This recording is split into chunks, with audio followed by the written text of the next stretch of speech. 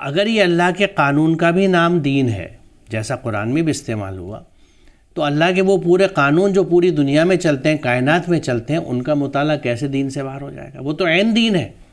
بلکہ اگر آپ سورہ نمل دیکھیں، غالباً 183 سے 185 ہے کہ اللہ تعالیٰ یہ بات کہتا ہے کہ قیامت کے دن جب وہ فوج کی فوج ان لوگوں کی جمع کرے گا جو ہماری آیت کو جھٹلاتے تھے، اور پھر ان سے سوال کرے گا کہ تم نے میری آیت کو جھٹلا دیا بنا ان کا علم احاطہ کیا، اگر تم یہ نہیں کر رہے تھے تو کیا کرتے؟ افکذبتم بآیاتی ولم تحیطوا بها علما ام ماذا کنتم تعملون، You rejected my science without comprehending them with your knowledge۔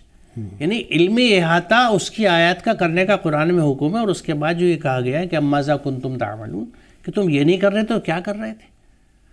میں کہوں گا صاحب میں مسئلے کے جھگڑوں میں لگا ہوا تھا، میں روٹی روزی کے چکر میں لگا ہوا تھا، میں بچے پالنے کے چکر میں لگا ہوا تھا، میں تحقیقات میں لگا تھا، میں علمی جستجو میں لگا ہوا تھا، میں لائبریریوں میں بیٹھتا تھا۔ اس کا تو یہ ہے کہ تم یہ نہیں کرتے تو کیا کرتے تھے؟ یعنی قرآن کی اور کائنات کی آیات کا علمی احاطہ کرنا، this is most desirable, this is what Allah ask, Allah تعالیٰ ہم سے کہتا ہے تم یہ کرو۔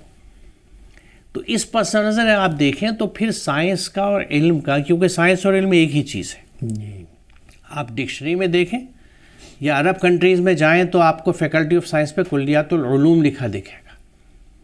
تو علم ہے ہی وہ پروسیس، وہ عمل جس سے آپ کسی بھی انجان چیز سے واقف ہو، ٹو نو دی ان نون۔ یہی ڈیفینیشن سائنس کی ہے، یہ ڈیفینیشن علم کی ہے۔ اگر المورد آپ دیکھیں تو سائنس کا ترجمہ علم ملتا ہے۔ تو جب رسول اللہ کی حدیث ہے کہ طلب العلم فریض علی کل مسلم، تو اس کو ہم وزن نہیں دیتے؟ یہ حدیث نہیں ہے کیا کہ ہر مسلمان پہ فرض ہے علم حاصل کرنا، اور وہ علم جو ہے اللہ کی آیات کا علم ہوتا ہے، کیونکہ پھر قرآن یہ کہتا ہے کہ اس علم کو حاصل کر کے تم اسے انسانیت کی خدمت کے لیے لگاؤ۔